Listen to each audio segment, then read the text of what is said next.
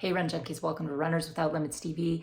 This is the Boulder on the Run race recap, but really quick before I jump into the official recap, I have to apologize because, well, this is exciting. I just got a new phone. I have the iPhone 12 Pro, which shoots in 4K, which is amazing, and that's great. However, when I upload the 4K video into Final Cut Pro, which is my editing software, it completely blows it out. So there's no quick fix, there's no quick upload, and I have to do some fixing within Final Cut Pro. I'm just learning how to do that. So what you're gonna see today, the video is gonna be a little off. I'm working on that, I'm trying to figure it out. So my apologies, but here you go. This is the Boulder on the Run.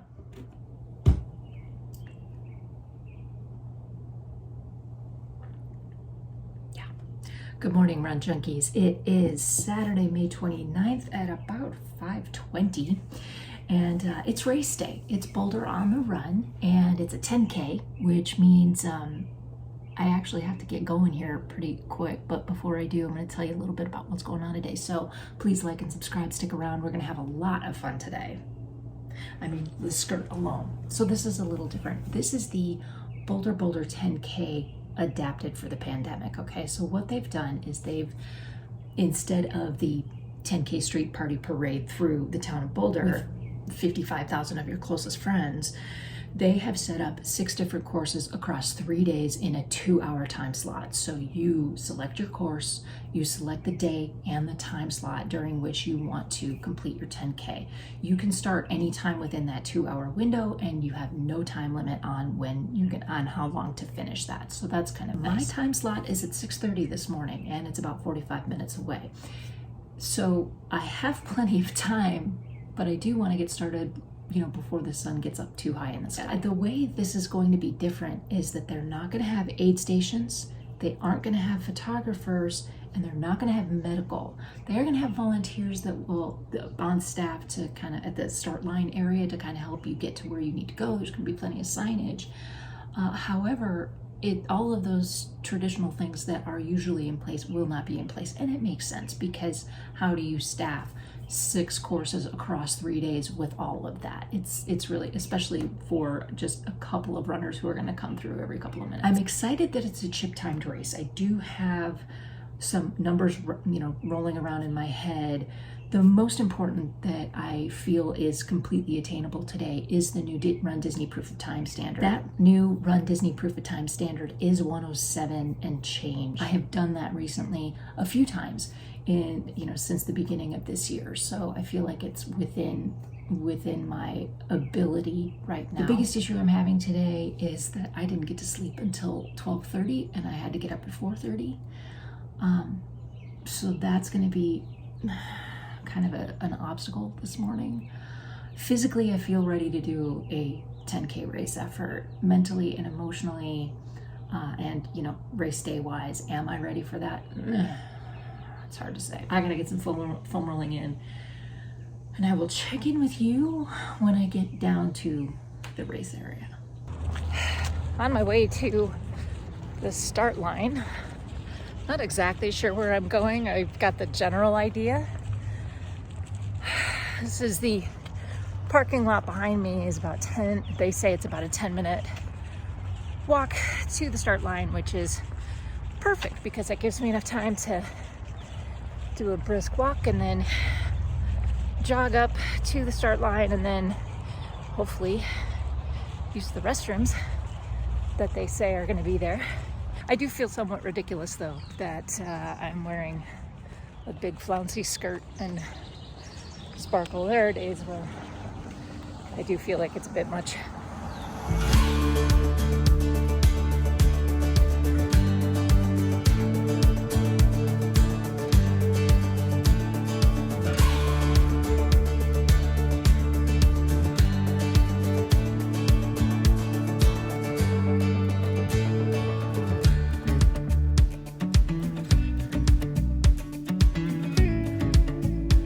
Alright, I've been walking for an hour now.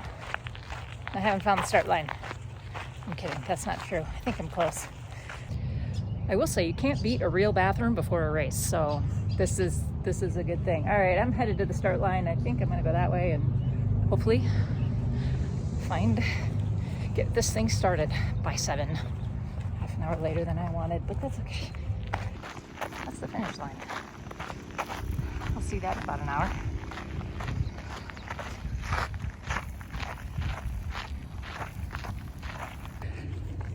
I guess my main concern is that I've overdone the warm-up a little bit too much. My legs aren't 100% fresh. I don't know. We'll have to see. There was a lot of jogging, a lot of walking. I've already done like 4,000 steps just to get from my car to the restroom and then back to the start line. So hopefully it's not horrible and it just means that I'm really well warmed up. That's the hope. But we shall see. I'm gonna get started here. So wish me luck. Of course, by the time you guys see it, luck is irrelevant. So, hey guys, check in with you at the finish line, which is right back there. That was an absolutely gorgeous course. Follows the Platte River here, lots of nature. You got birds of prey, you got waterfowl of every kind, herons and egrets and cranes and all kinds of stuff. Beautiful, beautiful course. It is relatively flat, a bit flatter than CWC. I couldn't help the entire time kind of comparing it to Colorado Women's Classic on pretty much every level. Weather a bit warmer than I like, but not unwelcome. Comfortable enough to feel like I wasn't overdoing it. I do feel like there were patches of sun that were a bit warmer than I would like. I had this race broken down into 2-mile chunks. First 2 miles I kept between 10:30 and 10:40. Second 2 miles 10:20 and 10:45, and the third 2 miles 10:15 or something like that to 10:45. So I was allowing myself to go progressively faster throughout the race, but not go below 10:45. So that 10:45 kind of was my governor on how slow I could go. Unfortunately, it was a bit more challenging to stay in that 10:45 range. So I did try to keep it around 10:30 for as long as I could. So it was nice that way. I felt really, really good for probably the first 3 miles. And then just something broke. Just once again, I just broke. Now, I had to remind myself as I was really struggling in mile 5 that I'm running on fumes. I've had less than 4 hours of sleep. And I didn't do my normal hydration routine this morning because I was off. I was just kind of off with my regular kind of hydration, and like I didn't take my prime hydration, and I may have gone into this a bit underhydrated and maybe a little bit low in electrolytes. I had massive side cramps for a good chunk of this race and just tried to breathe through it. So that said, I feel like I managed it well because I would slow down enough to where I could chug on the hydration I had with me, the electrolytes I have with me. I went through all of it, all 24 ounces. I really didn't think I was going to make my time cutoff, my time goal of sub 107. But I got close to the 6 mile mark and I knew I was close to the finish line, and I flipped my watch from where I was, what my average pace was in the step, to total time elapsed. And I saw that at 6 miles, I was just shy of 104. And I knew with a quarter of a mile left, I could make it. I could make sub 107. And I was really happy with that. So that last 0.2 miles was a sufferfest. But I rounded the last bend and I'm like, I'm gonna do it. I'm gonna do it. I may have finished a few seconds faster, but there was a gentleman in front of me who I think was a veteran. And I didn't want, his family was standing there at the finish line, and I didn't want to like blow right past him at the finish line and show him up. I didn't want to do that. So I slowed down, let him finish ahead of me. And I feel, we exchanged a high five at the finish. And, overall, it was a good race. It was a good benchmark. It was a good place for me to start, and it was spot on with the anaerobic threshold test, my power ratings, all of my race predictors right now, where I am in this snapshot in time, we're exactly right. So regardless of where I hope to be, I can trust the race predictors right now and say, you know what? Yeah, I will say that at some point I'm going to have to figure out how to endure at speed, because I'm telling you, morning, I hit halfway through the race and man, I just start to struggle. And it was something that I've always had trouble with. But let's see, if I were to stack this one up against Colorado Women's Classic, I would say like all the way around, it was better. This was a better race. It was a better race for me personally, regardless of the lack of hydration and lack of sleep. I feel like I actually performed better today than I did a few weeks ago.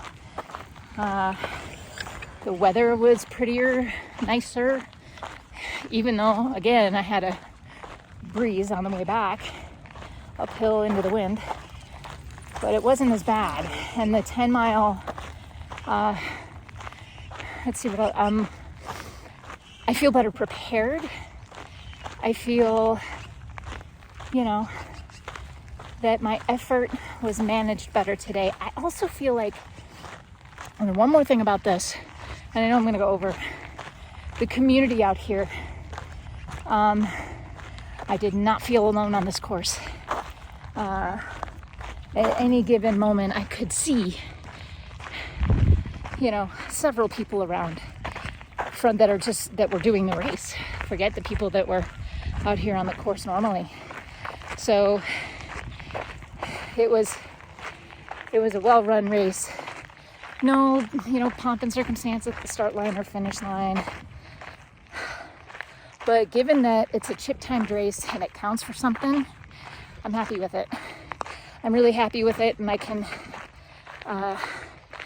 take a rest week and then jump off from here to my next thing.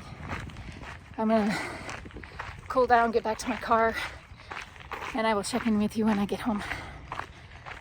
Guys, that's going to do it for me today. Thank you so much for watching. I hope you enjoyed that little race recap.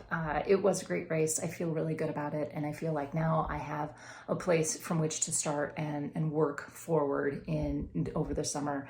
I have another 10K that I'm planning on at the end of the summer, so I'm hoping that actually happens live. And after that, I'm not entirely sure, but I'm going to tell you all about that in my next video, what I have coming up on the race calendar and in my plans, and kind of give you a little bit of a different perspective on my fitness journey. So please like and subscribe, tell your friends about this. And that's going to do it for me today, guys. Thanks so much. What'd you think? Was it fun? But that's going to do it. Let me know what you think in the comments below. Give me suggestions for future videos, and we will see you on the next one. Until then, remember, you have no limits. Happy running.